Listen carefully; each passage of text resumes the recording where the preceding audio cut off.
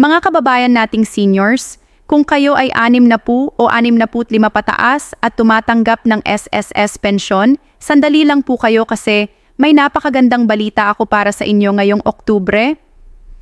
Maraming seniors ang hindi alam na simula noong Setyembre 2025, may malaking pagbabago na sa SSS pension system na direktang nakakaapekto sa inyo at ang hindi ko maintindihan, bakit ang daming matatanda na hindi pa rin naririnig ang balitang ito.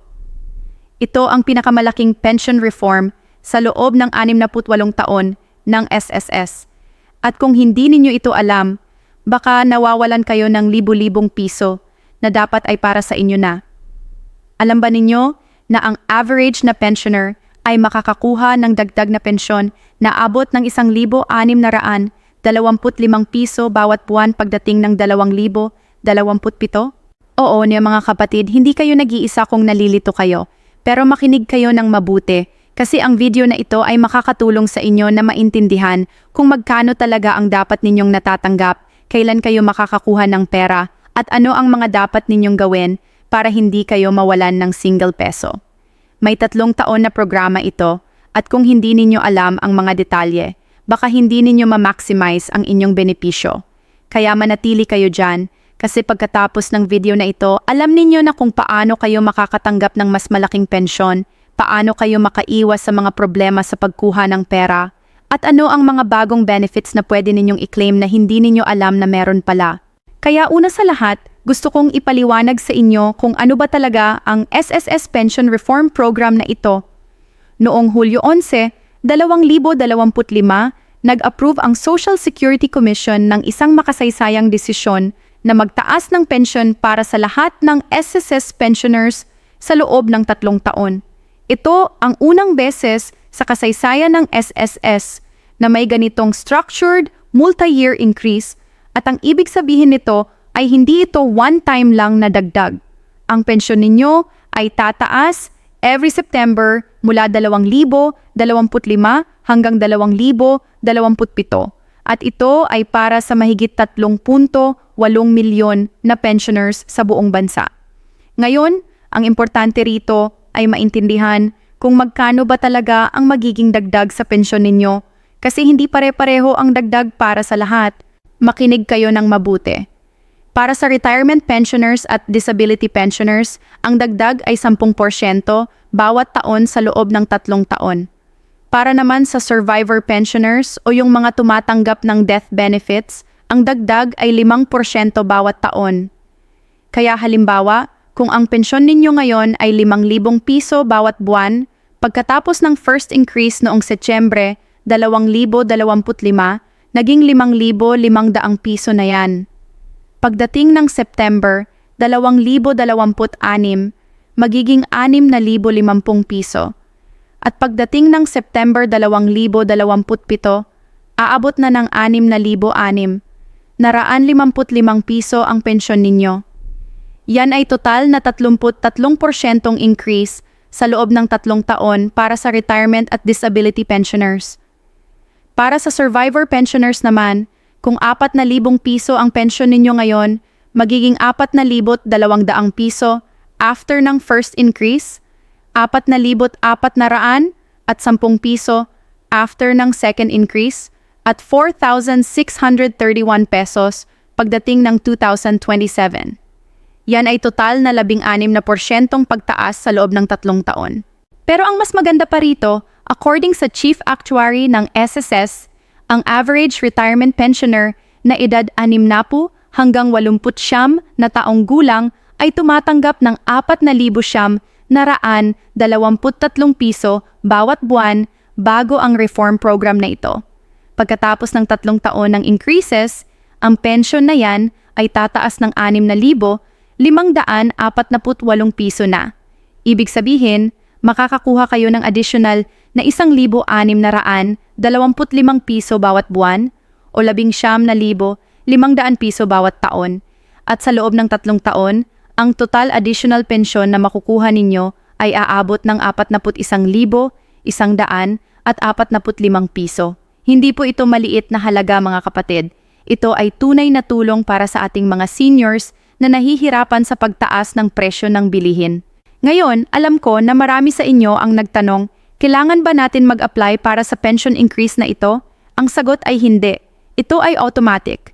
Kung kayo ay qualified SSS pensioner na, makukuha ninyo na agad ang increase sa inyong regular pension payment.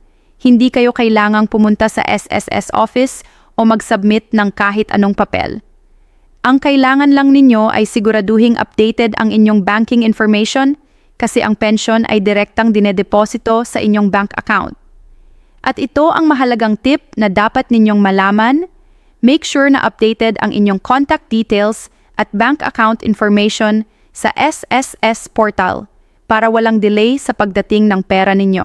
Pero may importante akong kailangan sabihin sa inyo tungkol sa payment schedule kasi ito ang isa sa mga bagay na kung hindi ninyo alam, baka makonfuse kayo o magpanik na hindi dumating ang pera ninyo. Ang SSS pension ay hindi dumadating sa first day ng buwan. Depende ito sa inyong birthday. Kaya makinig kayo, kung ang birthday ninyo ay nasa una hanggang ika-10 araw ng buwan, ang pensyon ninyo ay dumadating tuwing ika-2 Miyerkules ng buwan. Kung ang birthday ninyo ay nasa ika-11 hanggang ika-20 araw ng buwan, ang pensyon ninyo ay dumadating every 3rd Wednesday ng buwan. At kung ang birthday ninyo ay nasa ika-21 hanggang ika-31 ng buwan, ang pensyon ninyo ay dumadating every 4th Wednesday ng buwan. Para sa mga 80 taong gulang pataas, may special review pa ang SSS ngayon para sa Annual Confirmation of Pensioners Guidelines para siguruhing walang delay sa inyong pensyon. Ngayon, bukod sa pension increase na yan, may dalawa pang magandang balita na dapat ninyong malaman. Una, ang SSS ay nagbaba ng interest rate para sa salary loan at calamity loan programs. Dati ay 10% per annum ang interest rate, pero ngayon ay binaba nila ito. Para sa calamity loan program, ang bagong interest rate ay 7% na lang at pwede na kayong mag-renew ng loan after 6 na buwan. Ito ay malaking tulong lalo na sa mga seniors na may emergency needs o kailangan ng pera para sa bagyo, lindol o iba pang kalamidad. Pangalawa, ang SSS ay nag-improve ng kanilang online services. May upgraded na My SSS portal at mobile app na pwede ninyong gamitin para i-check ang inyong balance, mag-request ng certifications, at i-track ang inyong disbursements online. Hindi na kailangan pumunta sa SSS office lalo na kung mahirap na para sa inyo ang maglakad o mag-commute. At ito ang mahalagang information na hindi dapat ninyo palampasin. May tinatawag na SSS Unemployment Insurance Program na hindi alam ng maraming tao. Kung meron kayong anak or apo na nawala ng trabaho involuntarily, pwede silang makatanggap ng temporary income support mula sa SSS.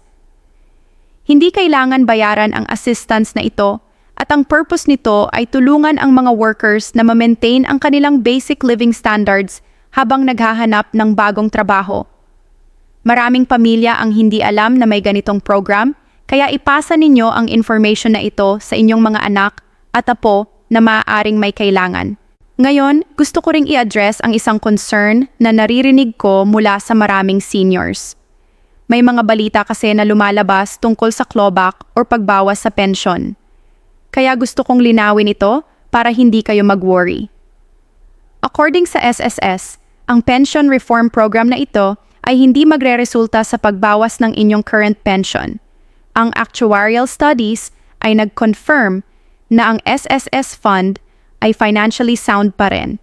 Ang fund life ay bababa lang from 2,053 to 2,049, pero manageable pa rin ito at ang SSS ay committed na ibalik ito to 2,053 through improved collection efficiency at coverage expansion.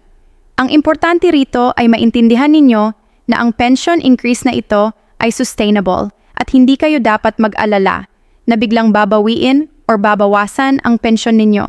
Pero may isang mahalagang reminder ako para sa inyo.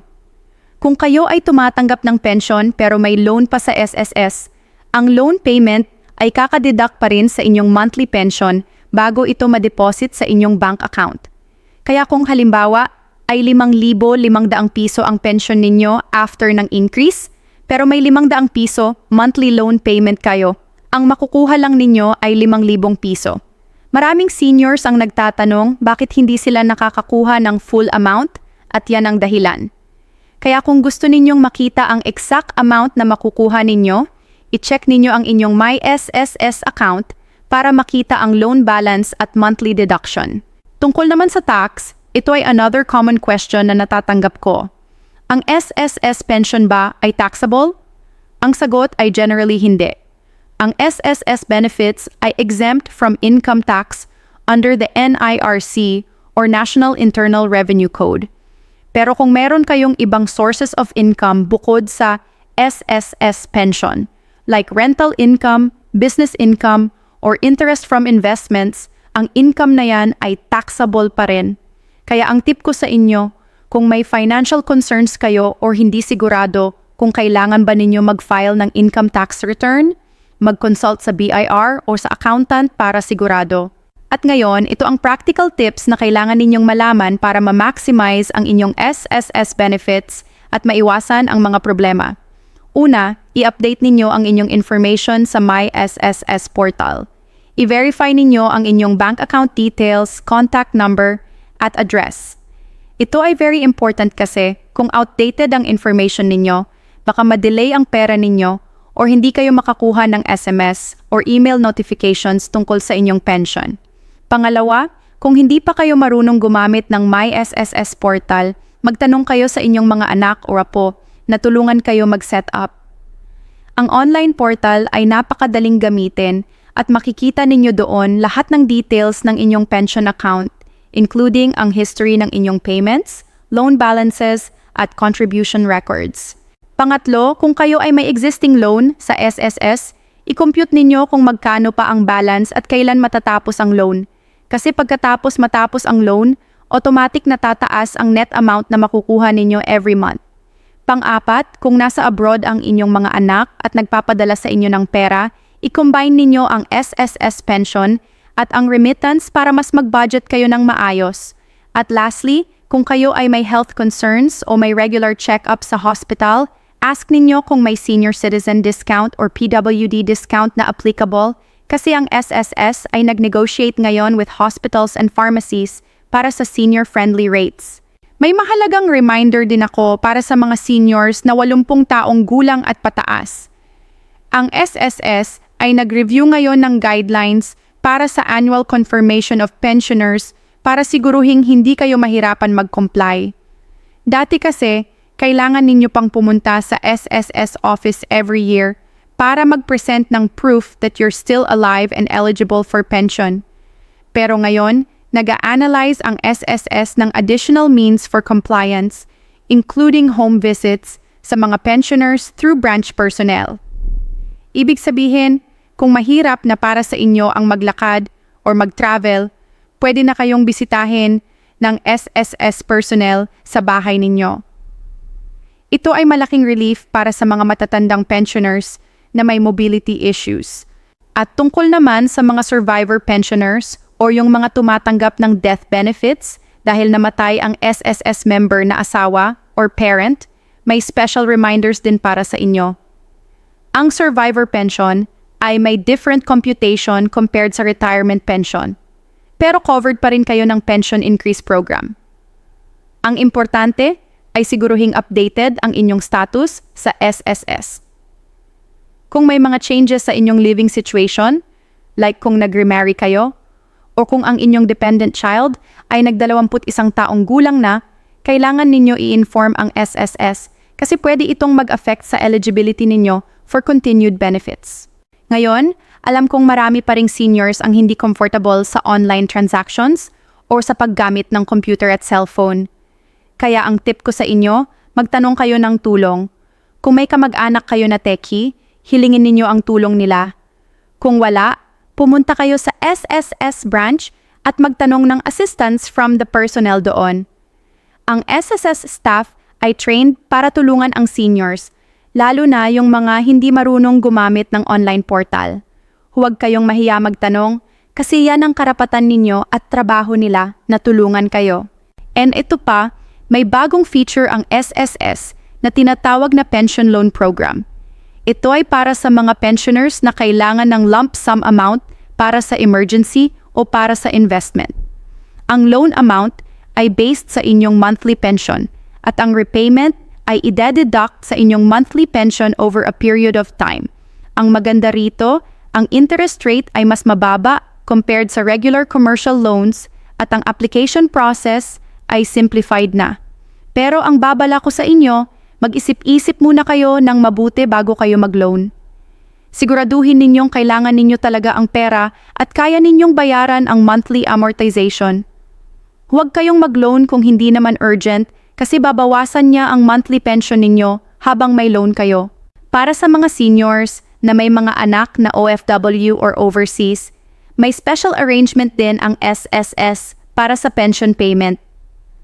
Kung kayo ay lumipat sa ibang bansa para samahan ang inyong mga anak, pwede pa ring makontinue ang inyong pension pero may certain requirements. Ang pension payment ay darating every third of the month regardless of your birth date kung kayo ay nasa abroad. Pero may caution dito. If you're out of the country for more than 30 consecutive days, baka masuspend ang payment ninyo temporarily at kailangan ninyong bumalik sa Pilipinas for a full calendar month before the payments resume.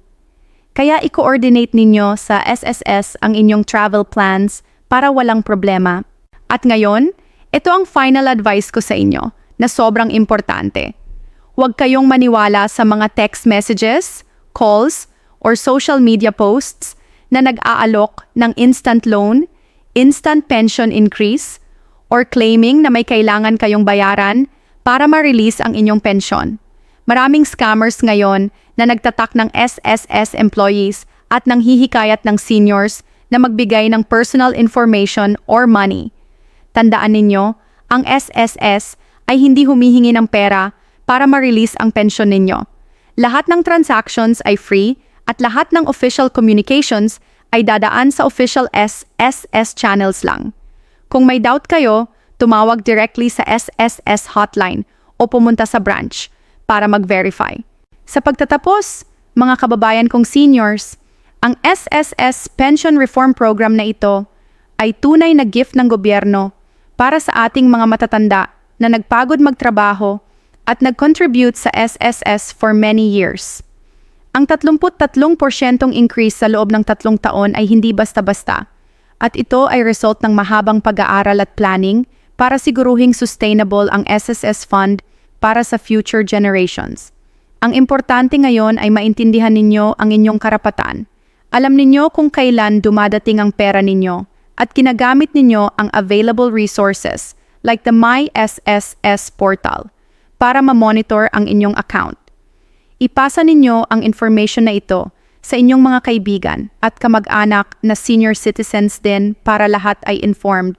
At huwag ninyong kalimutan, kung may tanong kayo o may problema sa inyong pensyon, huwag kayong mag-atubili na lumapit sa SSS para humingi ng tulong. Yan ang kanilang trabaho at yan ang karapatan ninyo bilang SSS member na nagtrabaho ng husto para sa kinabukasan ninyo. Maraming salamat sa inyong pakikinig at sana'y nakatulong ang video na ito para mas maintindihan ninyo ang inyong SSS benefits. Mag-ingat po tayong lahat at God bless.